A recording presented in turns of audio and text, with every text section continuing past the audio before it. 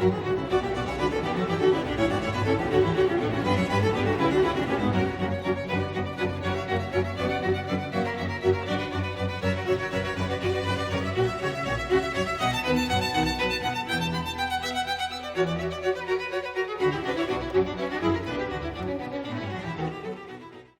everyone. Welcome back to the show. I'm so excited to bring on yet another great classically improvising musician. They're so rare, but they're so valuable. They're like gems. You know, you've had to search and search and search, and then you finally find one, and they are so amazing. And I'm so thrilled to bring one of a very wonderful improviser that I've discovered quite recently, and her name is Ioana Ilie.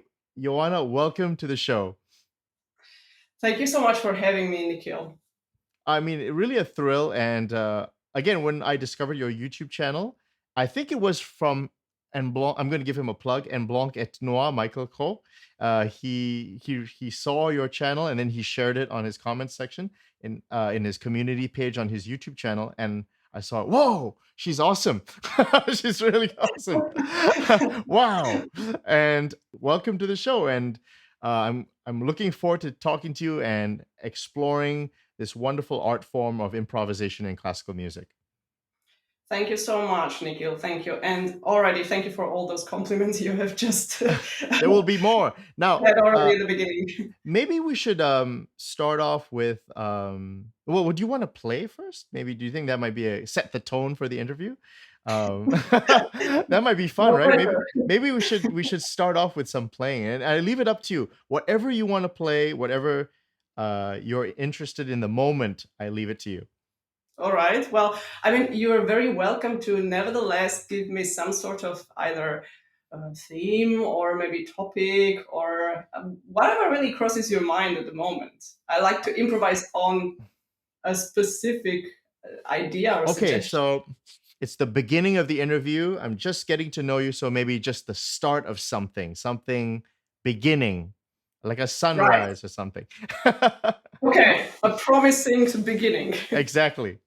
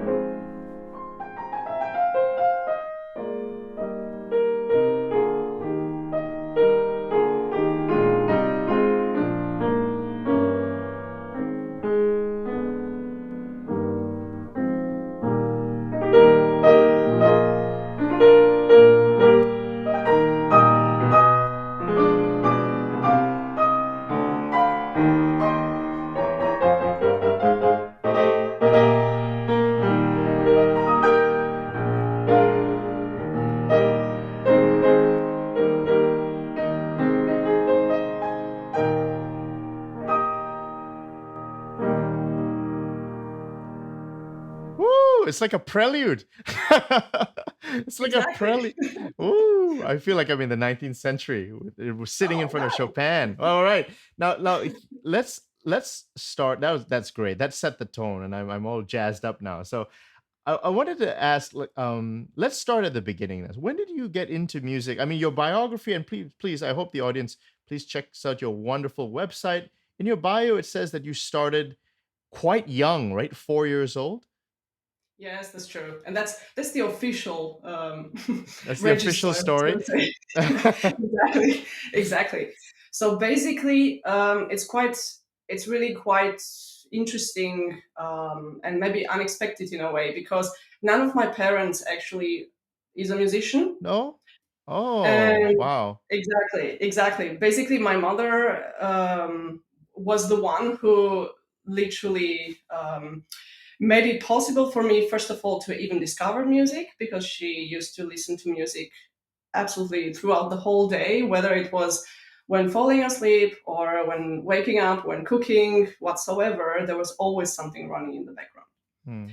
And so I can say that I was literally born into this sort of atmosphere and context, but there were no instruments available. Like we didn't have a piano, let alone an upright or anything else. It was literally just my mother's love for mainly classical music, but also blues and jazz, and basically, I would personally say good stuff.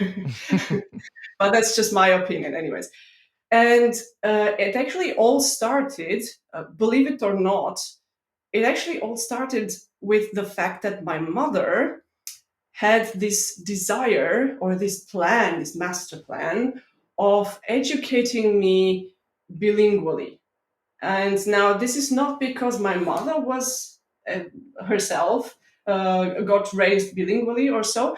It was basically just because my hometown, and that is Sibiu in Transylvania, in the center of Romania. Transylvania. Exactly.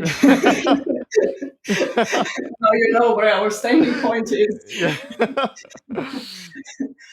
Exactly. So since Transylvania has been very, very solidly influenced by, especially by the Habsburgs, there's a lot of reminiscence of everything that had to do with their culture. Yeah. And also regarding now whether it's German language or Hungarian language. Oh yeah, very nice. Exactly. Very accurate. So that orange bit there is where I originally come from. And the thing is that that region is really one of the most, let's say, polyglot kind of region of the whole entire country because of its influences throughout the history. And so we have lots of different language schools. So some of them being even English schools, even Hungarian schools, all of this besides Romanian schools. And one of the, let's say, maybe most renowned and famous high schools in my town, in my hometown, is actually a German high school. Okay. However, for that, of course, usually students enroll or get enrolled who have at least one of their parents speaking that language. So it's like it has to be kind of their mother tongue. Right. That was not the case with me. However, my mother saw it that far away that she already envisioned me in that high school speaking German and being all a pro in grammar and everything else. So, of course, she wanted me to take German lessons. Okay. Now, I know I've been already talking a lot, and you're probably wondering where does the piano come in all this? No, this is very interesting. But I'm getting to that because the German lessons were given to me by a private teacher who, in brackets, she really tried her best, but me as a kid, I really did not want to learn German grammar. Anyways, that's having said that, at some point, the teacher expressed her, let's say, concern over the fact that the lessons weren't exactly helping in any way. I was not really learning or doing any homework. So that my mother took care that for the next lesson, I came prepared with my homework done and everything else. As a result, the teacher was so impressed that she decided, as a reward, to play some pieces on the piano for me. And from that moment on, something must have really clicked in my 3.5-year-old brain because I was so mesmerized by probably in the first place by recognizing the music that I had already been listening on my mother's recordings and so on, but also probably by seeing her fingers moving on the keys and everything. And I thought, so that's where those sounds were coming from. I want to do that too. Mm. And so I literally hushed her away from the piano. Yeah. And I wanted to try it out myself. do It you was do you my have moment. like you're like a child prodigy? Do you have like absolute and perfect pitch? Oof. I mean, the answer to that question is yes, but to be very honest, I would not really call it a perfect pitch, because to me, and I have experienced already so many differences in how this perfect or absolute pitch is actually being Mm. expressed, that I would say it is perfect pitch to me as long as I can hear sounds. As in, like, Mm. if I hear something, I can tell you exactly what note that is. Right. However, I am not able to tune someone, so to say. So I cannot give you an A. Oh, okay. But you have it in your in your mind. That's the thing. I don't think I do. I think it's just the process of recognizing it. Okay. So Okay. if That's very you could just interesting. play a note on the piano, I would know that this is a G, but Okay. I could not have sang an A for you before. Okay. Okay. That's very interesting. So, did you get private lessons once you started playing the piano? I did take private lessons at the beginning because, yeah, at that age, basically, no school would really take you. Mm. And also because, yeah, it's also good to still learn at home first in your own rhythm. So I had private lessons until the age of, yeah, basically until the age of 7. Oh, okay. And it's quite interesting because at the very beginning, my first piano teacher actually was very reluctant in taking me as a student because she thought I was way too thin. That's the reason? Oh, wow.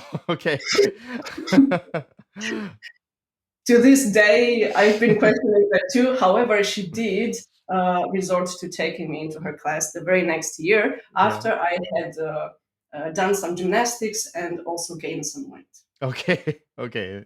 Now, did you play? Now you're a brilliant improviser, but did you always improvise and compose, or did you play? Because I know in classical music nowadays it's mainly repertoire and memorization. So did you improvise as a young girl, or did you learn that later? Both actually. Let's start with my time as a little girl. I did improvise actually without knowing it, probably the whole time, Hmm. and that was mainly because somehow I really was not so interested in following orders and like doing homework when I was a child. So what I used to do, since I knew that my mother would be very carefully watching over my progress in the piano, I would first very, very acrimoniously take care of my homework, and I would try to take care of Acrimoniously. it as quickly as possible. But I would nevertheless spend a lot of time at the piano Yeah. playing all sorts of gibberish stuff, Right. like I basically what I was understand. feeling like. And also Mm. what I maybe had heard before and tried to reproduce. So Mm. that was basically my childhood. And that was until the point where I did realize that it's actually quite a serious thing, and where, of course, practice also took a totally different Mm. nature and developed to a totally different extent. Yeah. Later on, though, yes, I did also learn how to improvise, and by that I really mean that I learned in the sense that I had improvisation lessons, Mm.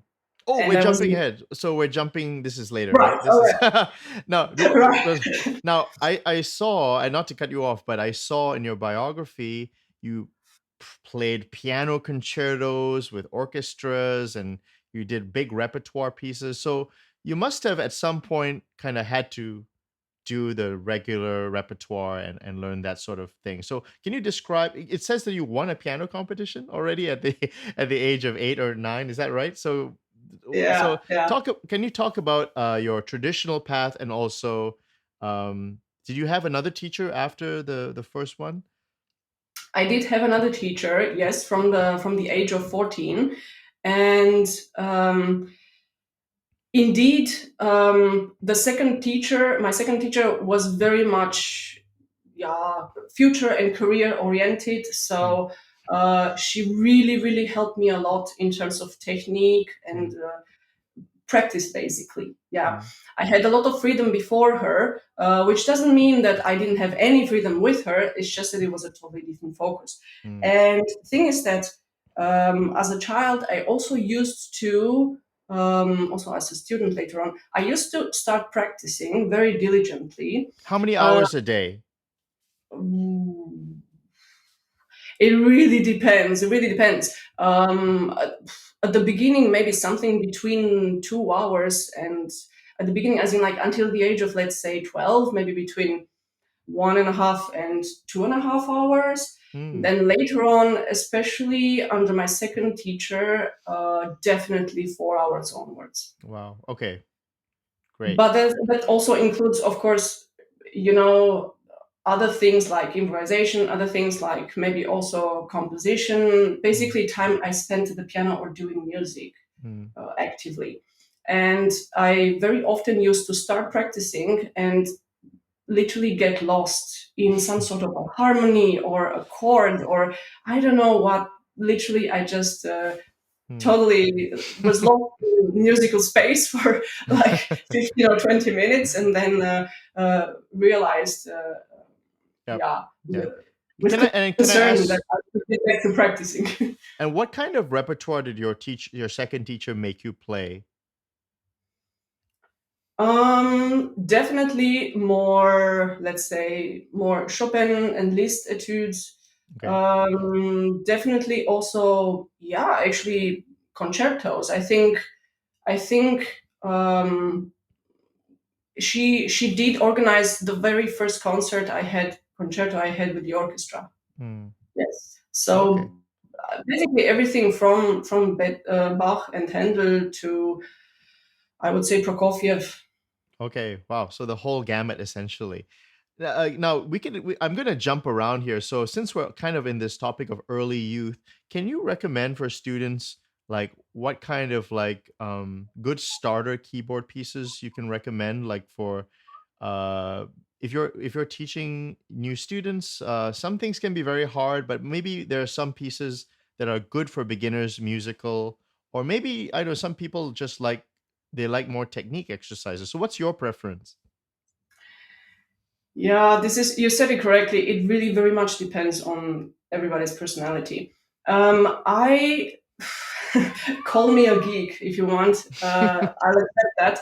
I think I very much appreciated um, etudes by anyone from Czerny and Kramer, and Mm, I really appreciated those little pieces because somehow I could totally separate them from yeah. the actual pieces, let's say, without Mm, being disrespectful now to Czerny. yeah. Um, However, I think there's quite a lot of pieces by both, yeah, also Bach, at times also Chopin, but definitely Haydn, and also some Beethoven pieces are surely realistic and definitely a lot of fun. Mm, I mean, of course, if you're asking me about absolute beginners, then mm, there's really also books for mm, that and yeah. everything. But I honestly had a really big crush on Haydn I when I didn't. was little. What, his sonatas? Yes. Okay.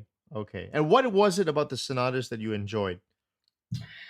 I think I really enjoyed, first of all, the fact that they all sound so, yeah, fizzy somehow.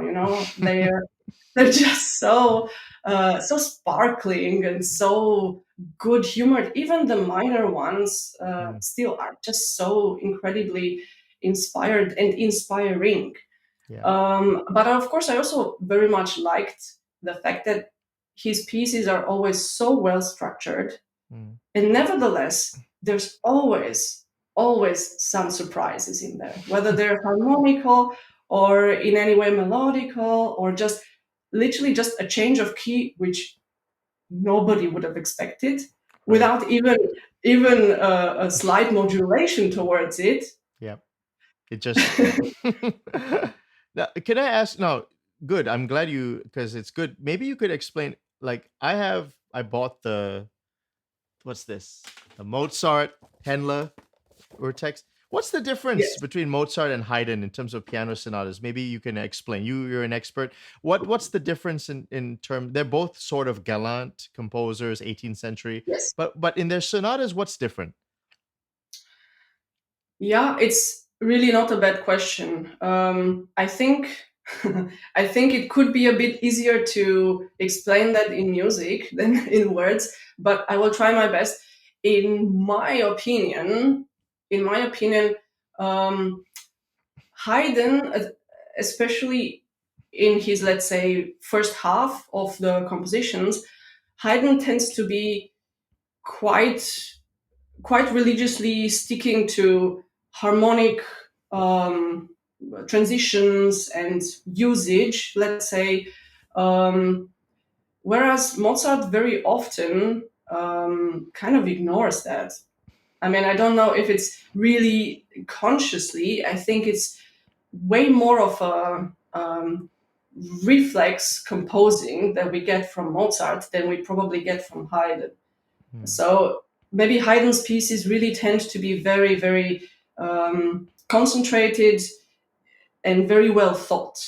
Okay. Yeah. Whereas Mozart's pieces and even his melodic bar structure, so to say, is very often quite out of common, and you don't really know whether he meant it like that or whether he literally just wrote it down in between two, I don't know, trips from Salzburg to Vienna or something, whenever he had time and he was not Hmm. asleep. Like, you really cannot tell. That's And very there's interesting. quite a few other things, maybe also such as like the tonalities used. Haydn actually tends to be very courageous in terms of tonalities, whereas Mozart, in my experience, tends to stick to the same keys. Hmm. But this Okay. is really quite a superficial Right. I uh, understand. thing to say. No, I understand it's a general overview, and of course, they both are geniuses. It's just different. Okay, that's wonderful. Now, I want to keep going on or your story because your story is a very fascinating one. Uh, okay, your teacher seems very thoughtful and very concerned about your career, and you're playing all these great pieces.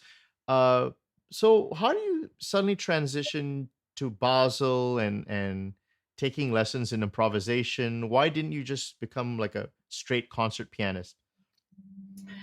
Well, originally that was the thought, but I mean, I really knew that I very much wanted to study abroad, um, and Switzerland, so Basel, literally proved to be the very first place that accepted me.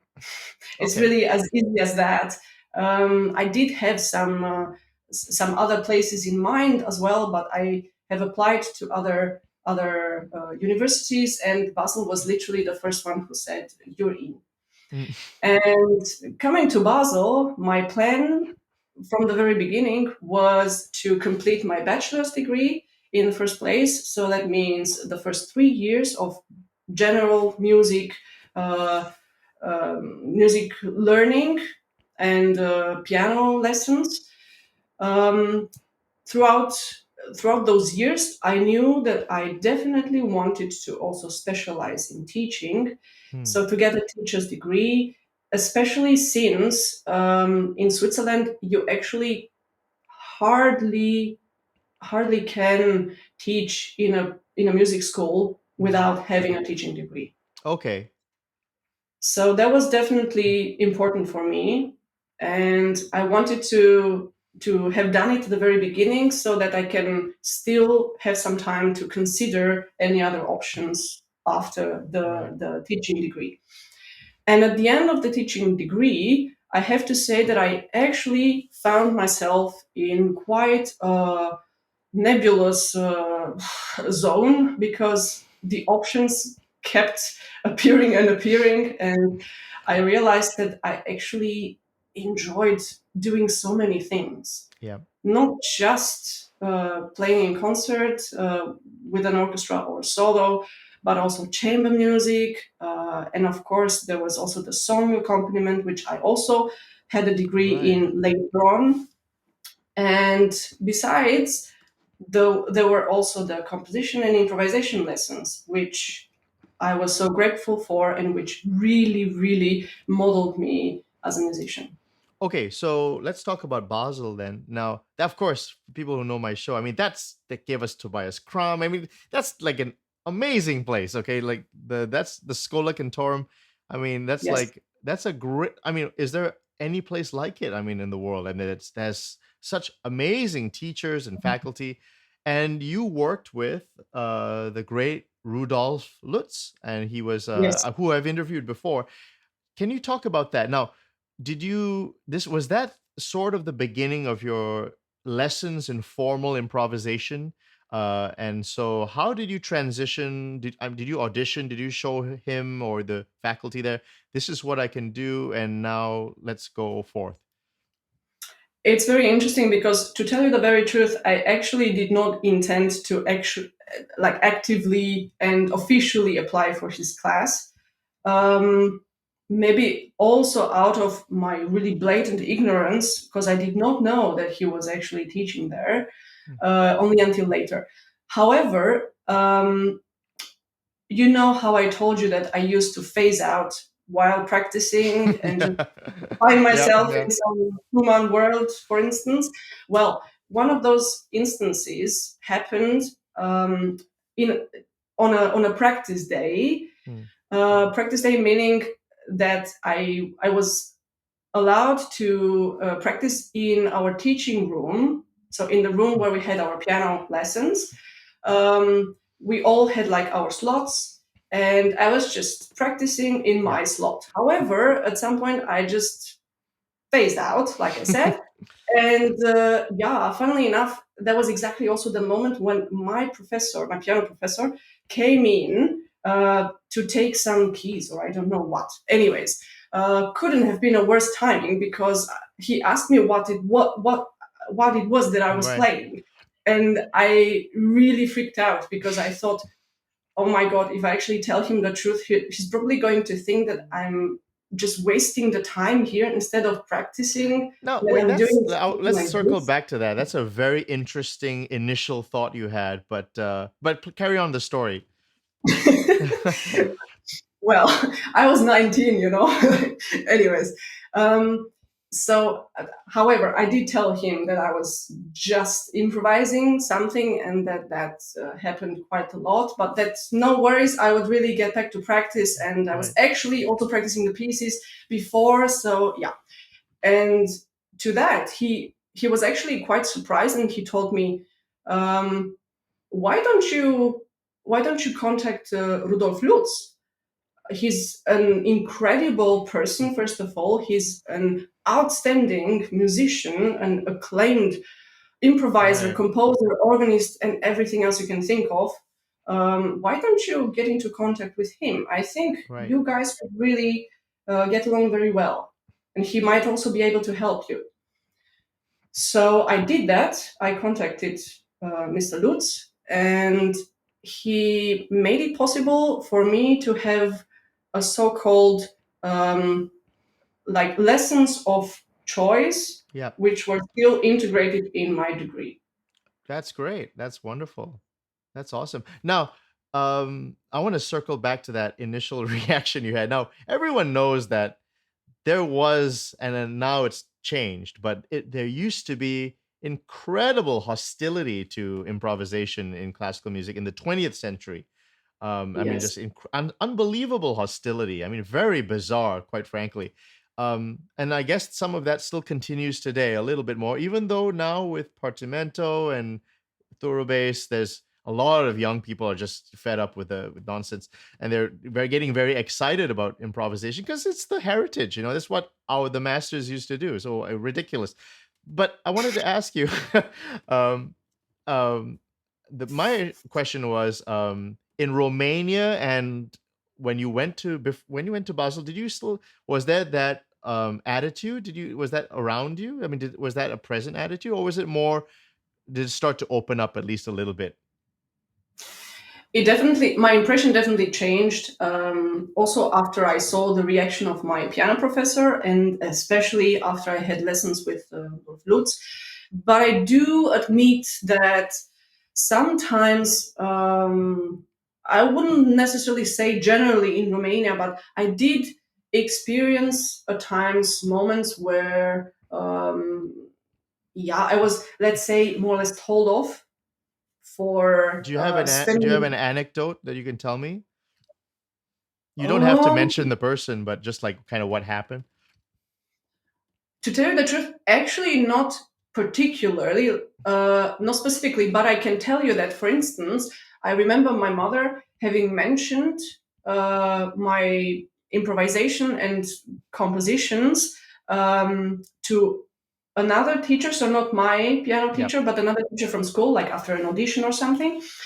And I remember that teacher having said something like, yeah, one should be aware of how one uses their time at the piano. But if one can afford to waste time and still find time to practice, then that's okay. Just Oh, make sure that your daughter doesn't yeah. waste time at the piano. Something Waste like that. time. Right. That's wasting time.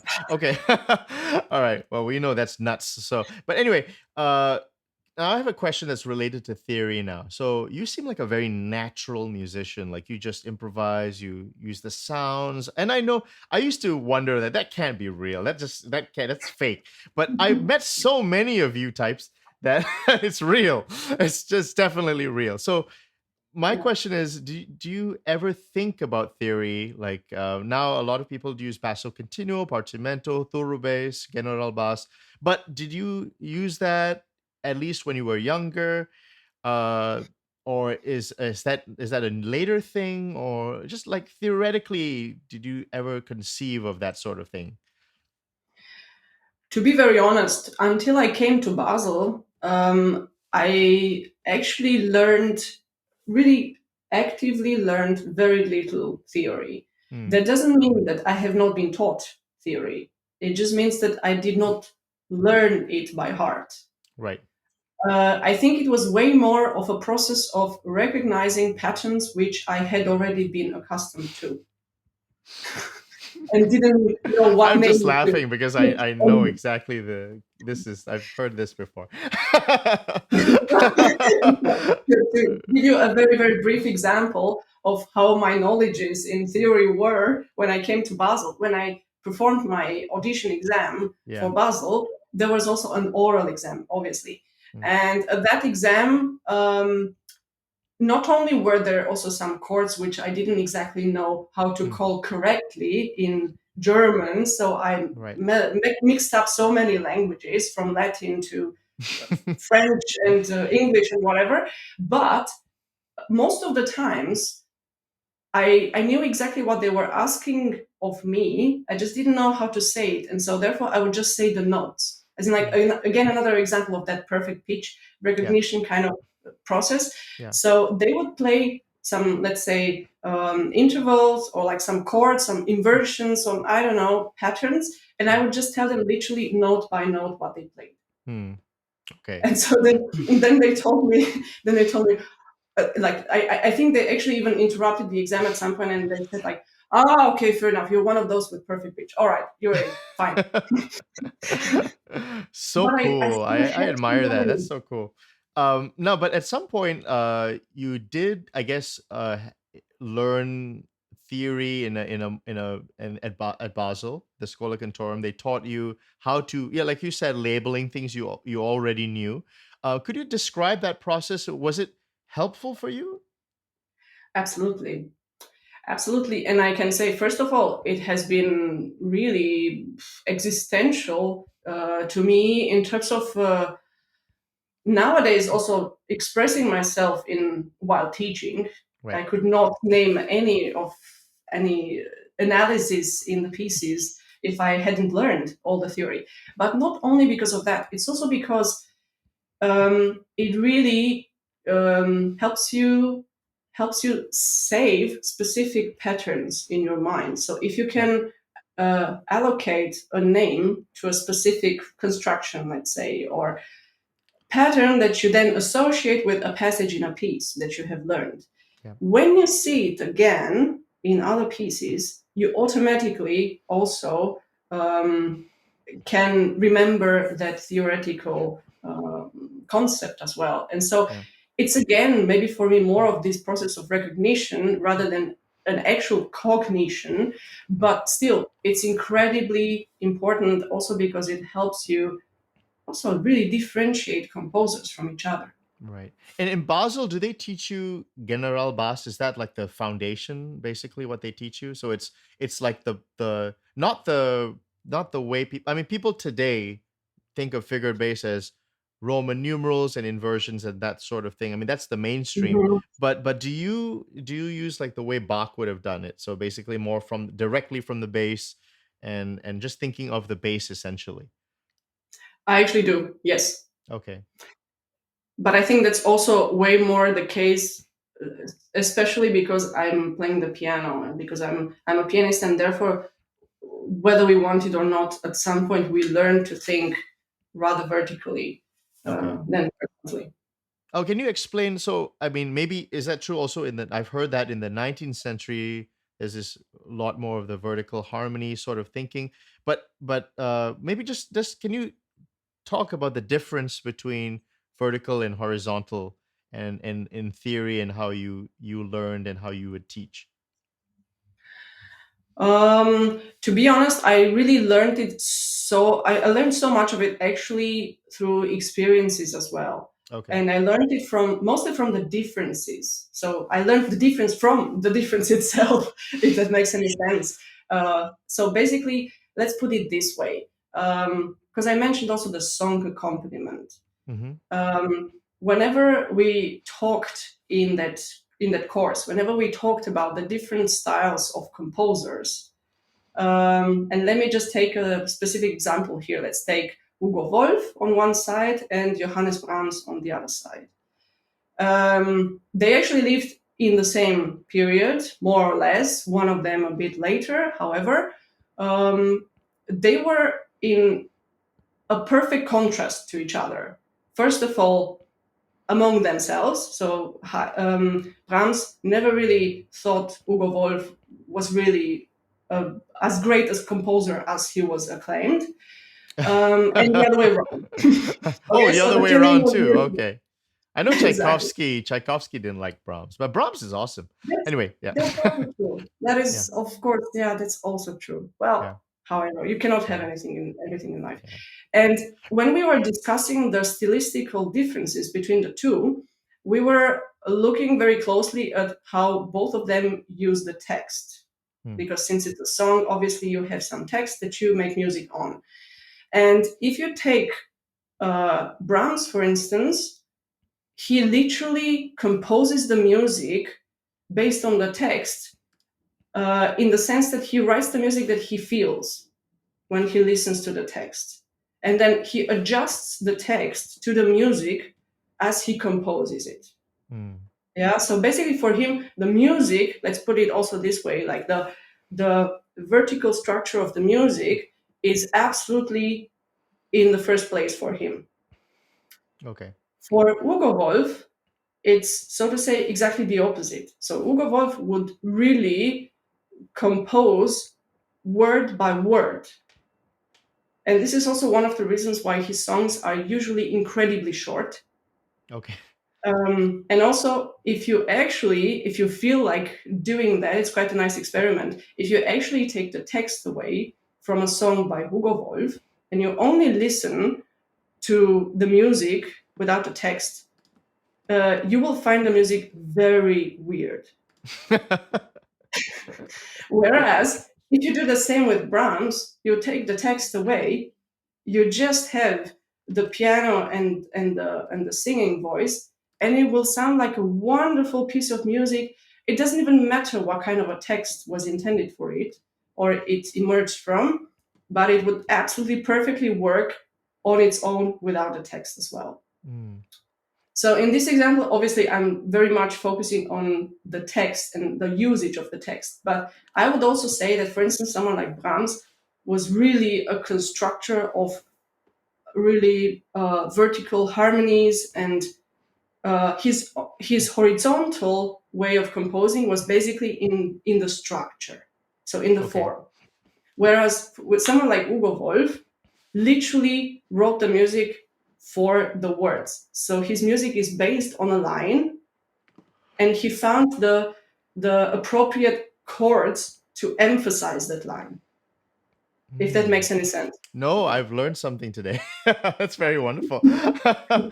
How long has this interview begun?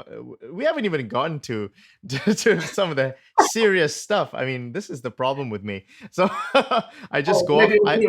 I go off on tangents, and so okay. There's I'm interested about the lessons you took. So how did Professor Lutz actually teach you? Like, what would happen in a lesson? What was an average lesson? I can tell you this thing. No lesson was the same. And he would very often teach very spontaneously, if I may say so. As in, like, he would really try out so many things.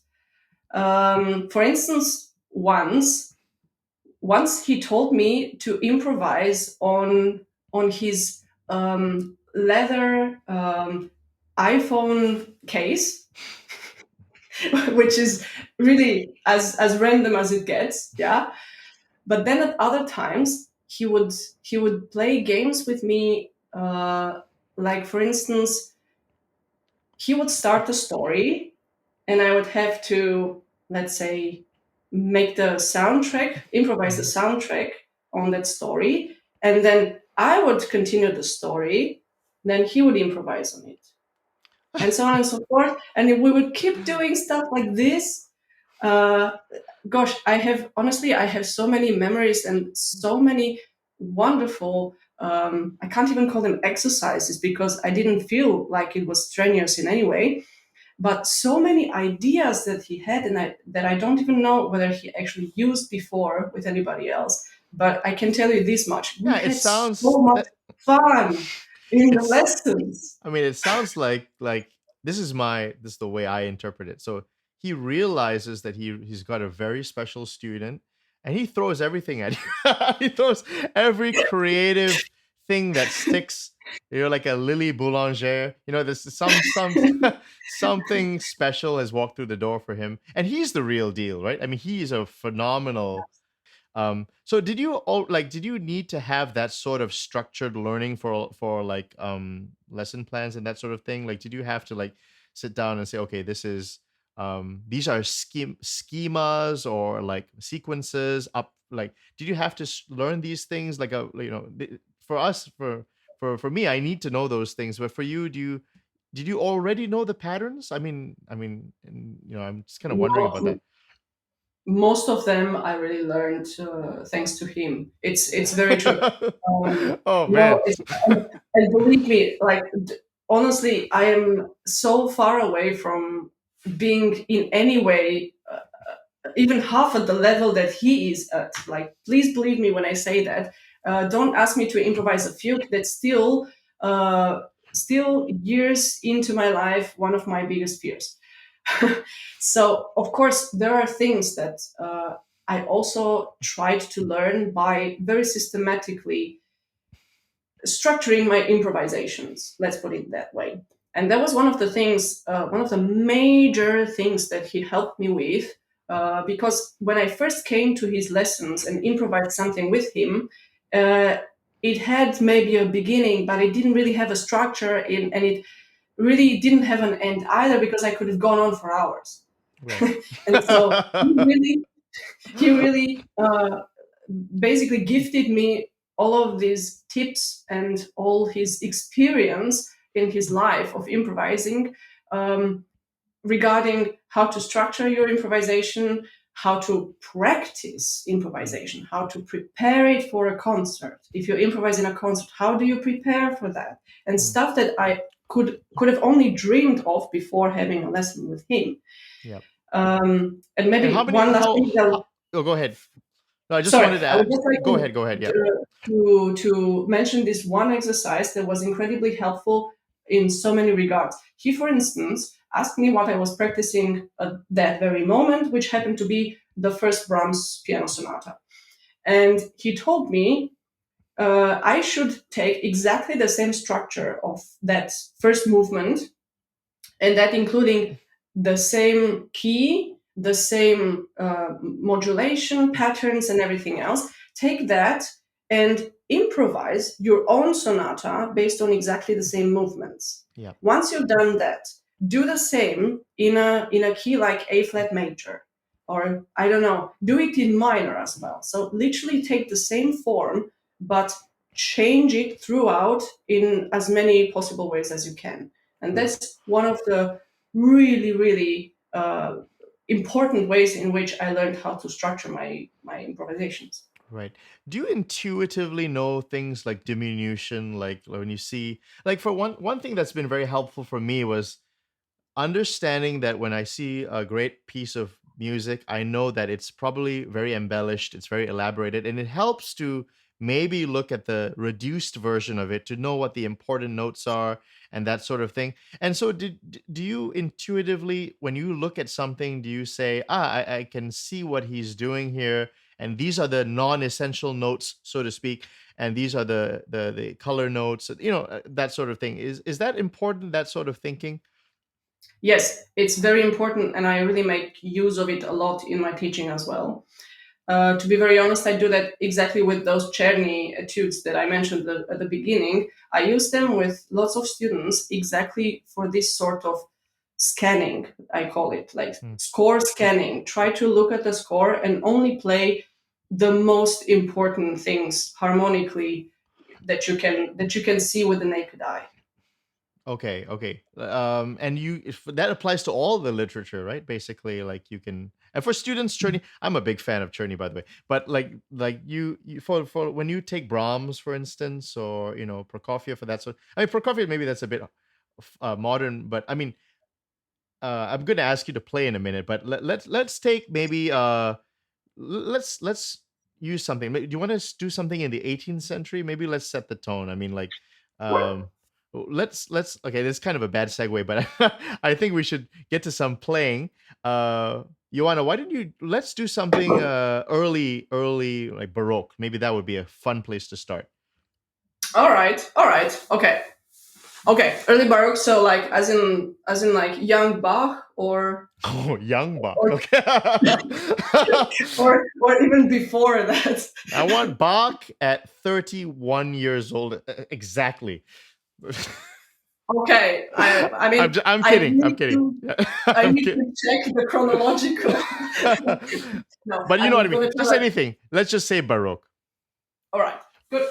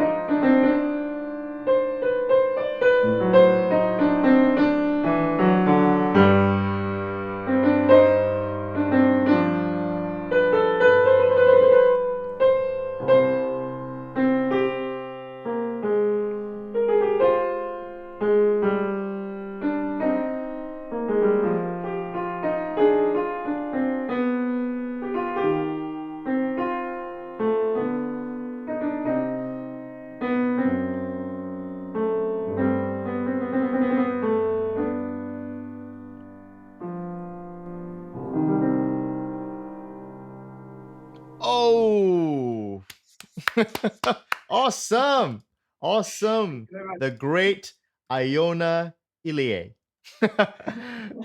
I said that. Is that a Romanian? That's Romanian, right? Yes, yes. It's a Romanian name. Okay. Ilie.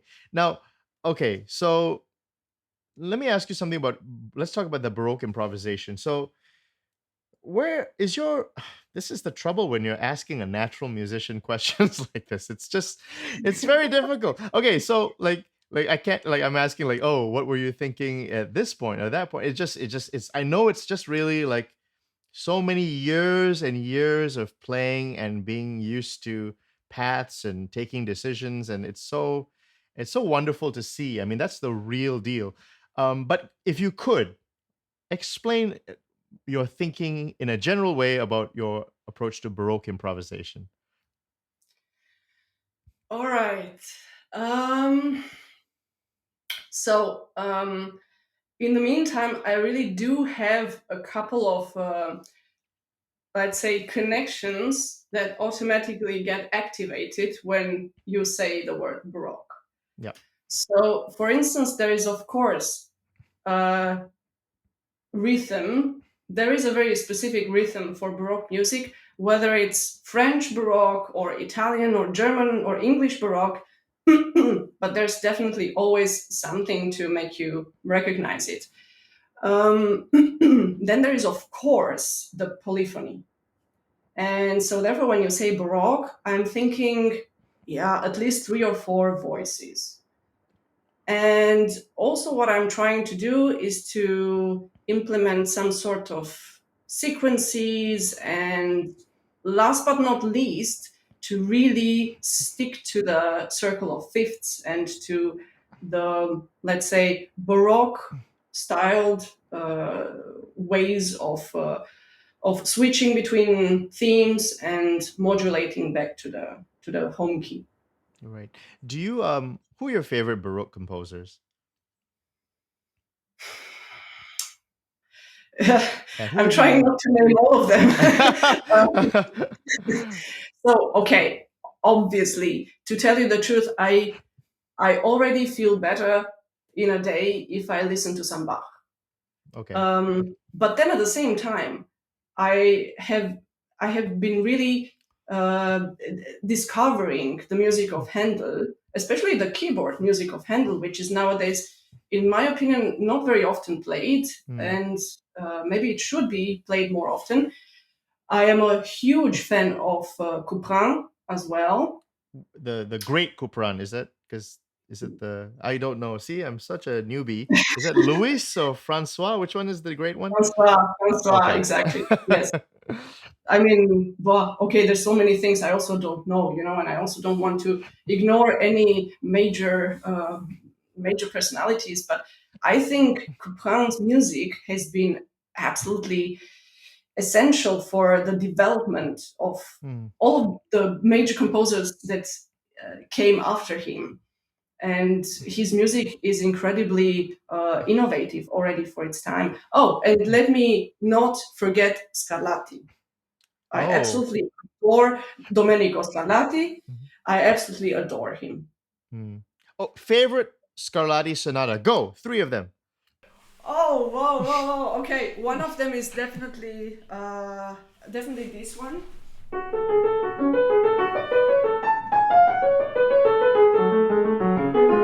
And so on and so forth. I Wow. haven't played it in like so many years. That's definitely one of my favorite ones. Um, of You know course, what? also Yeah. that Number one. 1, right? Yeah. Yes, exactly, exactly. Oh my God. Okay, there's so many nice ones. There's also so many which I never played, but are Yeah. still some Well, of it's my like favorites. what, 5 million of them. 555. Yeah, yeah. Yeah. You could Okay. also call them a million. Yeah, yeah. Now, should we go on to the Galant, later 18th century? You talked about Haydn. That's so now. Why don't you do something, Joanna, on the later 18th century, the Galant slash classical Yes, era? yes. Okay, okay. All right. Any specific wishes for a key or for a character? The character is Haydn. Aha. Okay. All right. All right. Okay. Okay.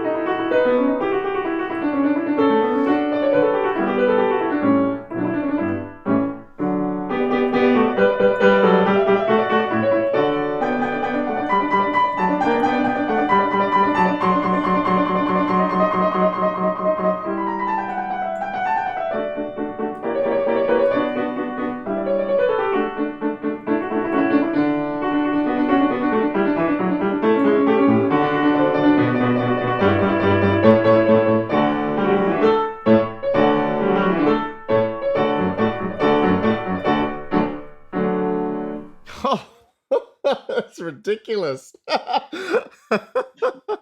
Oh my goodness. I mean, what can I say? I mean, that's ridiculous. I'm speechless. Oh, Ioana, what in the world did I just hear? That's I would incredible. really Yikes. argue and say that maybe that wasn't entirely Haydn and that it actually had quite a lot of influences from Mozart as Wow. well. That was I would stand up for that debate. I think it's true. what debate is there? That is ridiculously, insanely good. What the? I mean, what did I just hear? Okay. Well, what time is it in the interview? Oh my goodness. You should just be like a permanent panelist on this show. That'd be great. All right, It's Ioana, I just a want to good pleasure. mention to the audience, by the way, Ioana is an incredible teacher, and she has a wonderful course on Pianist Academy, which is a course on exactly what she just did. And she'll teach you how to do this. I mean, please. I mean, after you saw that, wasn't that ridiculous? I mean, yikes. Oh my goodness. Now, do I have to be come on. Now, obviously people might be a little bit intimidated. Do you think that you can actually improvise even as a beginner and have a lot of fun with it? I mean, is this only for like concert pianist level technique, or can beginners have fun with improvisation? Absolutely. Absolutely. Actually, maybe even more so at the beginning, because as soon as one gets into the real concepts and learns exactly the difference between right and wrong, it gets really intimidating. Up until that point, actually, it's a lot of fun. And I can say that from own experience. So, in order to answer your first question, this course is definitely meant for beginners as well, since it comes in three different levels. And the first level is exactly aimed at people who, let's say, they can basically read some music. It doesn't have to be super advanced music reading, just so that they actually know what the scores I'm providing them with and the notes that I'm using in order to give them some tips and ideas how to start with them. And so that's basically all they need, and maybe just a little bit of basic training, as in like so that they have already played pieces with both hands, but they really don't have to be advanced in any way. It's totally okay if they only started with, like, I don't know, the very first book of a beginner's study of piano. It's totally enough. Okay. And what about level 2? Level 2 and after that also level 3 are in progressive difficulty grades aimed at, let's say, for instance, level 2 also discusses the structure of a minuet, and very much really the core of the classical music in its simplest form.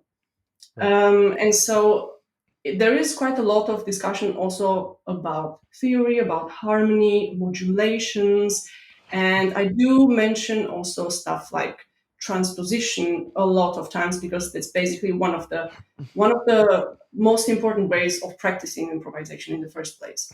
Right. But it's of course more advanced also in the sense that once you start modulating, you also have to figure out a way to come back. And that's basically also what this level is teaching you, how to also use theory and harmony in order to find your way back. Right. And then level 3 is, of course, can be approached by really concert pianists and everything, but it can also be approached by anyone who, let's say, wants to have a known cadenza for a piano concerto instead of playing one that has already been played.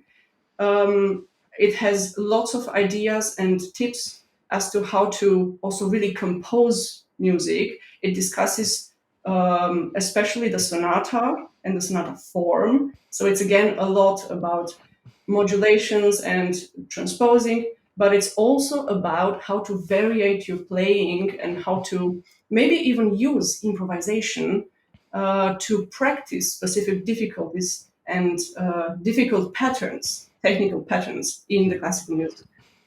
Right. No, okay. You talked about theory, especially in the later part of the course. Let's talk about theory. So here, okay, for instance, in the course, there is a mention of some Galant Fonte Monte, but there's also Mhm. harmonic functionality. So what's your position on, like, Roman numerals, function theory, because that's German in the 19th century. No one is erasing that history. That happened in the 19th century. So, what's your perspective on that? And you anything you want, it's your answer. So, Well, you do need it. You really do need it, especially at the specific level, and especially if you want to maybe even play pieces which are not played so often. Very often, you only get access to scores which are very old and maybe which are also very close to the actual manuscript. And you have to consider the fact that composers, especially back then, where they also hardly, I mean, they didn't have any electricity, yeah, so they had to make use of the light as efficiently as they could. And therefore, they wrote incredibly quickly, very, very fast. And um, so when you have notation which is incredibly scarce, the fact is that the composers themselves, of course, knew how to embellish that. Mhm. But it's really very helpful also for you to know how to embellish that, because even if you have a Passacaglia or something that's really a wonderful piece, also in Handel's repertoire are pieces like that very often, where you would have an original score of, let's say, something like this. Um,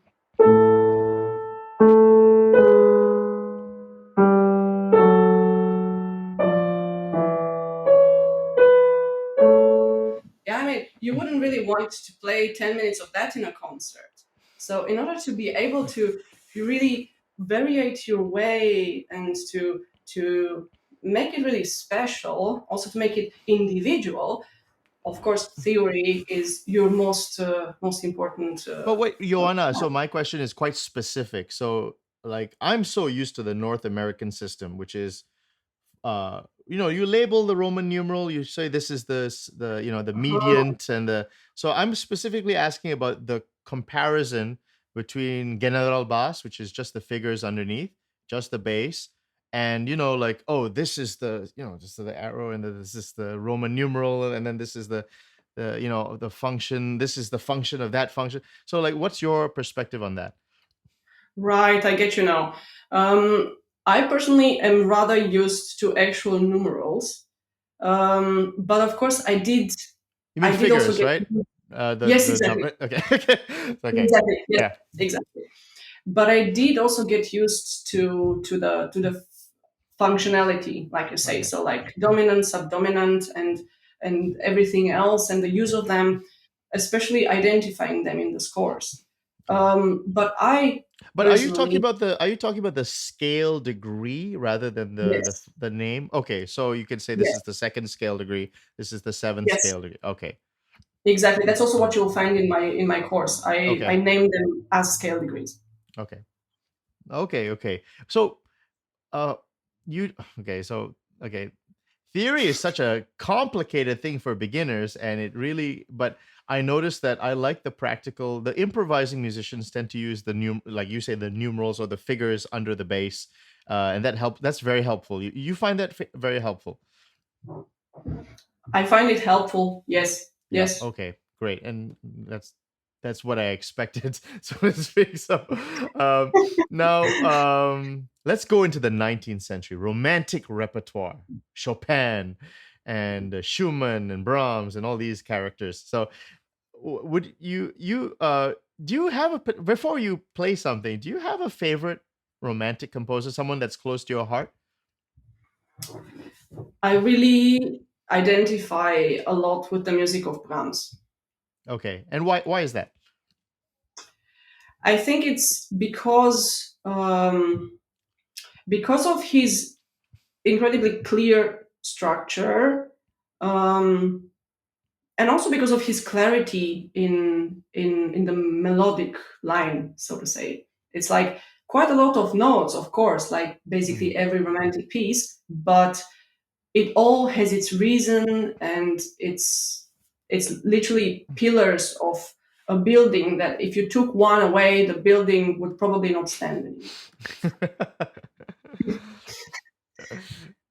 He is a great composer. So why don't we do something? And maybe that can be the theme. Brahms. Let's use that as the inspiration for your improvisation. All right, I'll try my best.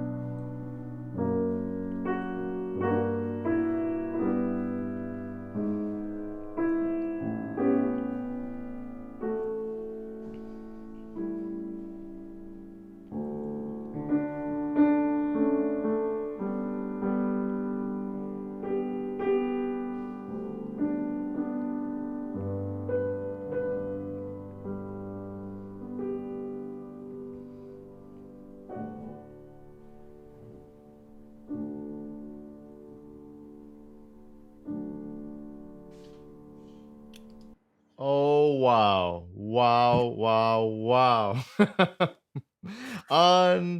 Unbelievable. Sensational. I'm running out of words. Incredible. So good. Now that let me tie it to something maybe somewhat mundane now. I have a question. I found it useful to get ideas.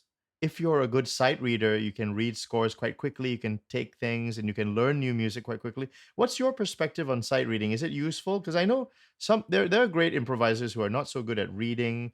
They just play so everything is natural. They hear, everything is natural. but but do you find sight reading is useful? Yes, out of so many reasons. Not only because as a pianist, you really kind of need it in order to live, because you cannot earn money otherwise at the beginning. You know, before Yeah. you get to be a concert pianist and everything else, and like the cherry on the top, you really usually have to do stuff like accompanying a choir, or I mean, any sort of jobs which really there's absolutely nothing wrong with them. On the contrary, they have Mm, helped me so much, but which is not always exactly that what one wishes to do from the very beginning. mm, And sight reading is not only incredibly useful in order for you to earn money, but also because the quicker you can read in advance, which is basically what sight reading is, the quicker you can also understand music and adapt to it. mm, And so, therefore, a good sight reader could just as well be a good improviser too, mm, because they have the same ability to think very further and very quickly in advance, very mm. far in advance. Now, how do So you sight get reading is very essential. what's your advice to get good at sight reading? How do you improve? Well, I can tell you how I really got very confident at it. And that was literally hands on, just by reading a lot of music. Just a lot of reading? And reading a lot of music, basically. But really, the key to the sight reading actually is that you just read it through. You're not practicing it. And you're Mm, also not correcting any mistakes. You're reading through no matter what, and you have to somehow still stick to your line and just get to the end. mm. That's how Wow. you train it. You do it as much as you can. Of course, there's professorships for sight reading, so it's not just what I'm saying now, but No. this I'm is s- the easiest way to describe it. yeah, I'm seeing a lot of the similar advice, which is just do a lot of sight reading. Just do lots of it, and you will it will help. Yeah, I think sight reading is so important. To be a good sight reader is so crucial.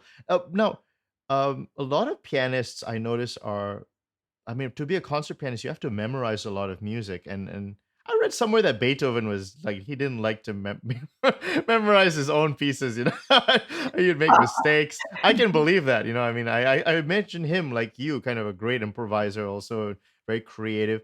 Okay, so that my next question is, shall we? Do you do like impressionist, like modern improvisation? Is that something you approach as well?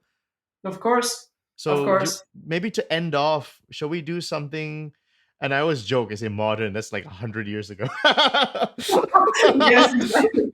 But in terms of the tonal palette, I can still say it's quite modern. So, yeah, you want to do something modern, and who for you speaks to you as a kind of a modern composer, impressionist, early 20th century, or even today. I mean, like who speaks to you?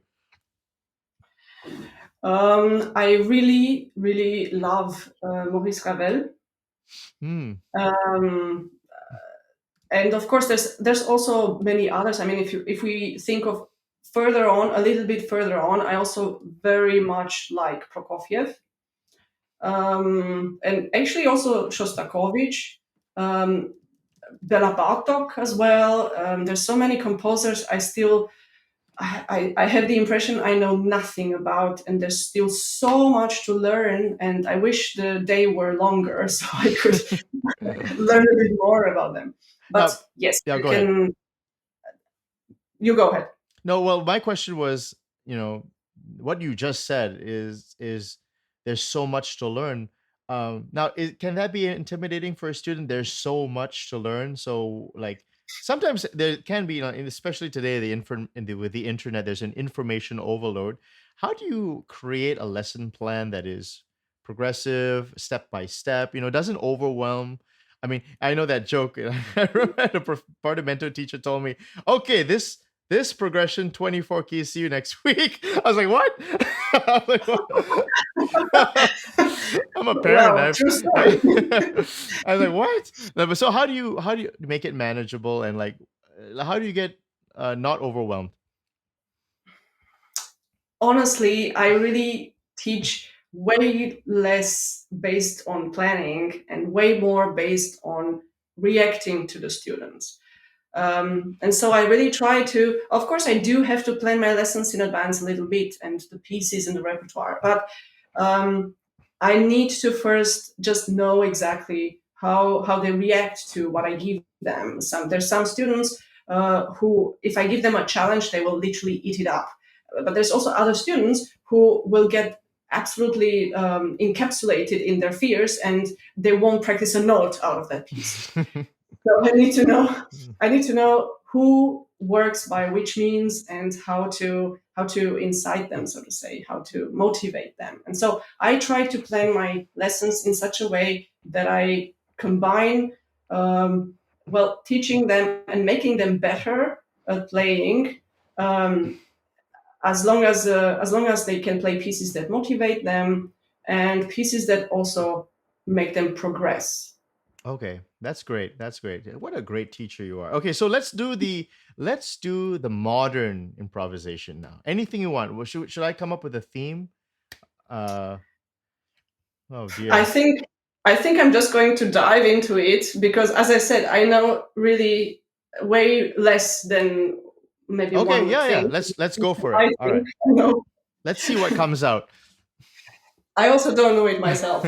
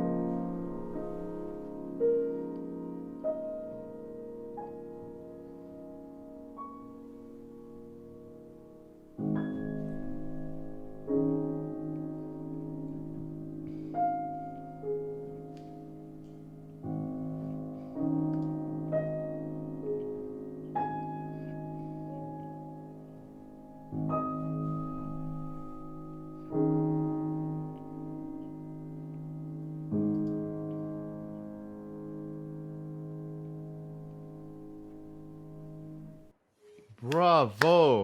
Oh my goodness. That, to my audience, where's my finger? That's a real musician. That's a real musician. Unbelievable. There's certain characteristics of a real musician that I've noticed. You tell them to play, and then it's just like a tap. You turn on a tap, where's my hand? It's like you turn on a tap, and the music just comes out, and it's their music too. I mean, granted, no, that's the language that they've accumulated, all that knowledge, all that experience. Fantastic. I mean, what can I say? The great, and I'm going to say that, the great Ioana Ilie. I mean, unbelievable. So to end off, what can we say? I mean, what can we say but go to this course, this incredible piano course, and sign up. Sign up. And where's my screen share? Sign up for this course. Subscribe to her YouTube channel. She's on Spotify. She's got her YouTube channel and her website. There's an album, right? So let's talk about your album On Cloud. Can you talk a little bit about this album, this 2017 album On Cloud 10? Yes, this is really a dream come true for me, because not only did I get to record some of the pieces that I most love, which are the first Chopin ballade in G minor and one of the later Beethoven sonatas, but also I got to record my, at that time, newest piano composition, which is entitled The Clouds. As you can guess, it's based on the clouds, and it's a set of 10 piano pieces, each of them inspired by and dedicated to the 10 categories of cloud formation. Oh, so there's a science element to this. Okay, that's good. Yes, exactly. Can you use this in the classroom? Yes, please feel free. And actually, if you go to my website, and if you feel like also checking out the scores for it, you will actually see. Okay. You will find it in my exactly. Yeah, if you look at the shop, you will find it as being one of the first compositions there. And you can also see in the score the pictures of the actual clouds, so that you can actually know what to imagine if you feel like learning the pieces and what inspired me in the first place. You are such a poet. Okay.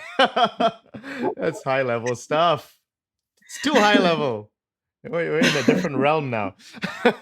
Well, Ioana, it's been such a pleasure to talk to you. I mean, the time really went by. I mean, you're such an incredible musician, a real natural. I'm so glad I found you. It's like walking in this jungle of music and then finding finally a gem. Finally, after all these leaves, it's these bugs and leaves, I find a gem. And it's really been a pleasure. I know you're really fantastic, and I really hope people subscribe to you and take lessons and buy your CD, because you're really special. And please, can you come back again? Because I would love to have you like on a panel with other greats and just sharing your opinions. And I think it would be fantastic. And I would love to hear what they think about you, because I would love to hear what the reaction is to this interview, because I think you're fantastic. So wonderful. Many thanks. Absolutely. With utmost pleasure. You just drop me a line and so your hometown is Transylvania, is that right? Yes. Is it? As in, like, Transylvania is the region. Yeah. My hometown is called Sibiu in Romania. Let's end off. What's Romania like? Romania is very diverse. It's quite a big country, and it's very different whether you go up in the north or down the south or in the center, where there's also the Carpathian Mountains. So it's got basically everything. It also has the Danube crossing it, and there's a delta as well, which is really very. It's worth visiting and seeing. It's got really quite a large amount of fauna and of very, very interesting habitats, only specific to that region. So yeah, there's obviously lots of castles, as you can imagine. What kind of food do you eat in Romania? You can imagine a combination of Austrian and Czech cuisine, Hmm. so mixed with also a bit of Turkish food and Greek at times. You're mentioning all these Wow, countries that sound like animals: turkey, ostrich. I learned it's recently that really funny. Strauss means ostrich. I didn't know this. I had no idea. But that's anyway, that's wonderful. So that sounds I can't quite imagine that. Is that what kind of food is that? What's the most famous dish that's very identifiable with Romania?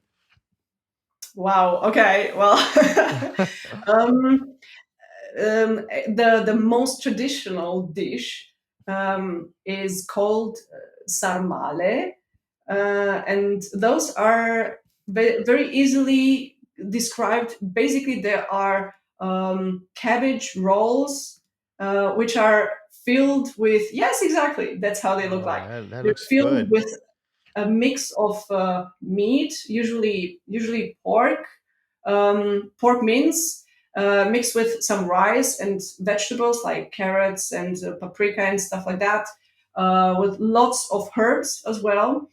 And then basically just let to simmer in the oven for something like 2 hours at Two low heat. hours. Okay. Yeah, Okay. covered by tomato sauce. Oh, wow. Making me hungry. It's nighttime. This is the time my intermittent fasting is going on. I can't do it. Maybe it's the wrong conversation to end on, but Oh, never mind. Well, I'm sorry about that. the great Ioana Ilie, please support her. She's fantastic. Ioana, thank you so much for being on the show. Bye bye. Thank you so much for having me. All the best. It's been a pleasure. Bye bye.